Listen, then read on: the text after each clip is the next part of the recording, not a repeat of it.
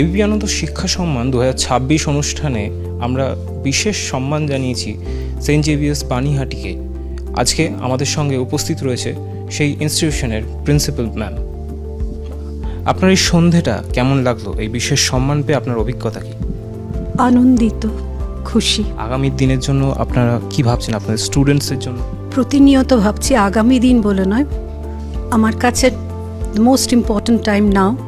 প্রত্যেক সময় ভাবছি ওরা যেন আরো ভালো হয়, আরো ভালো মানুষ হয়। এবিপি আনন্দ এগিয়ে থাকে, এগিয়ে রাখে।